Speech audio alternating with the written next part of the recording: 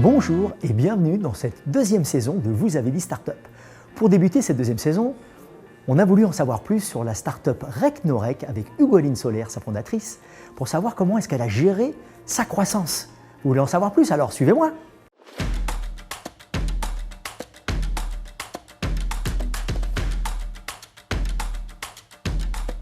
Bonjour Hugoline. Bonjour Omid. Ça fait 1 an jour pour jour qu'on t'avait interviewé et on est super intéressés par savoir comment tu as géré la croissance de ta startup. D'abord, merci d'avoir envie d'être curieux comme ça j'apprécie énormément. En 1 an, il s'est passé plein de choses, c'est-à-dire qu'on a importé les machines miniatures dont j'avais parlé l'année dernière.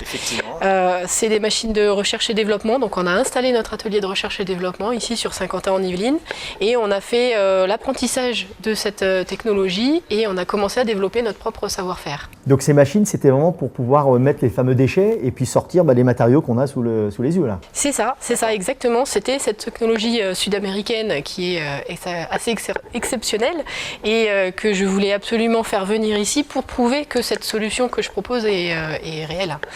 Donc en fait, ce qu'on a fait dans le cadre de cette expérimentation, c'est qu'on a lancé une collecte expérimentale auprès de la communauté Recnorec via Facebook, donc plutôt locale, sur la déchetterie de plaisir à Saint-Quentin-en-Yvelines. Donc tu avais déjà constitué une communauté sociale, on va dire, et qui t'ont aidé. Oui, absolument. Depuis le concours de la Fabrica Viva, on a un certain nombre de personnes qui soutiennent et qui suivent le projet, que je remercie tous parce qu'ils sont vraiment précieux. Et donc régulièrement, ils amènent dans des bacs qui nous ont été mis à disposition les déchets plastiques qu'on ne doit pas mettre en centre de tri sur notre territoire. Très bien. Donc des plastiques qui sont souvent des films, qui vont être des barquettes, qui vont être des objets de tout style, sauf bricolage qu'on jette, ce qu'on jette tous les jours, les emballages de jambon ou de fromage, enfin toutes ces choses-là qui paraissent complètement absurdes. Et ça, on le récupère et on travaille dans notre atelier pour faire la preuve de ce concept sur des vrais déchets collectés auprès de vrais citoyens. Donc, vous les traitez pour les mettre en format un peu miniature, c'est ça? C'est ça, on commence par les broyer, on en fait des paillettes qui représentent l'ensemble de ces plastiques mélangés. Et ensuite, on teste notre process avec un certain nombre de paramétrages, c'est ce qu'on appelle un plan d'expérience, pour arriver à une qualité de matériaux plus ou moins satisfaisante, mais globalement robuste, extrêmement satisfaisante parce qu'on a un produit qui se tient et qui aujourd'hui a des propriétés mécaniques qu'on est en train de caractériser mais qui sont déjà prometteuses. Donc des films plastiques, de tout ce qu'on jette, parce qu'on consomme malheureusement, on arrive à ça. C'est ça. Et je vois maintenant que vous avez même un format beaucoup plus grand.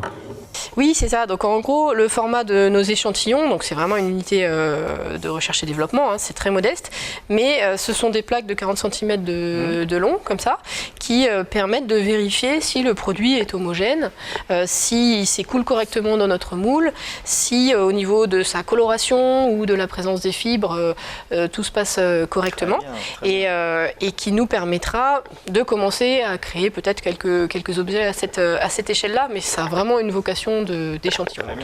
Donc là, vous êtes lancé. Maintenant, on sait que le procédé est là, les machines fonctionnent. Maintenant, on va passer à une phase un peu plus importante.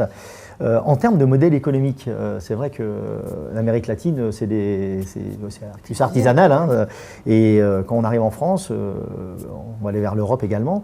Comment est-ce que tu vas gérer ce modèle économique? Alors, c'est relativement simple, c'est qu'effectivement, comme tu l'as dit, en Amérique latine, les contraintes peut-être d'environnement de travail, de sécurité, de fiabilité technique ne sont pas forcément toujours les mêmes qu'en Europe, quoique, mais là, c'est pas le cas. Et donc, on va devoir incorporer dans nos coûts tout un tas de dépenses fondamentales de sécurité ou de fiabilité. Donc ça va nous augmenter les dépenses.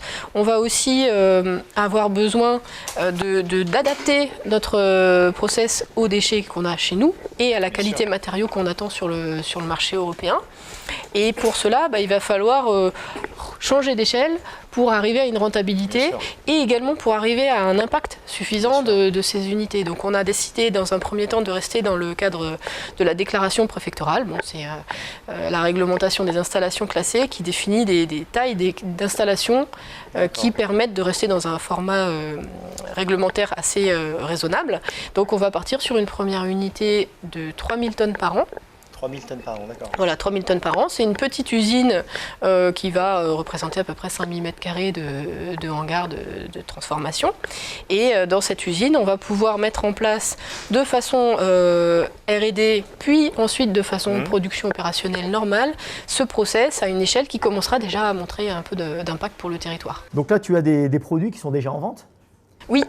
Aujourd'hui, en attendant d'avoir ma propre production, je propose le matériau de mes fournisseurs sud-américains et on a une large gamme de produits, de couleurs, de finitions et de dimensions qui sont disponibles sous forme d'objets à partir de la rentrée de janvier ou sous forme de planches à travailler soi-même pour les plus bricoleurs. Et comment tu vas financer Alors ça c'est un point sensible. Donc d'un côté, je prépare une levée de fonds pour la prochaine usine, un prototype industriel. Donc ça c'est des sommes conséquentes. Et en attendant d'aller chercher ces fonds, d'être prêt pour convaincre des investisseurs, on essaye de renforcer nos fonds propres.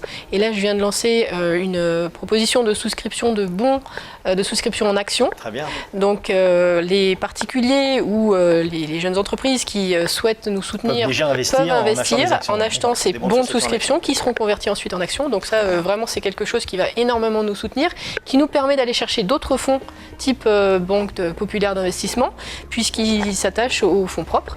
Et également, on lance du crowdfunding, là, comme je viens de le dire, pour vendre des objets et soutenir le développement commercial. Merci Hugoline et bravo pour toutes ces explications. Nous allons te suivre avec un grand intérêt. Et quant à nous, on se retrouve dans la prochaine émission de Vous avez dit Startup.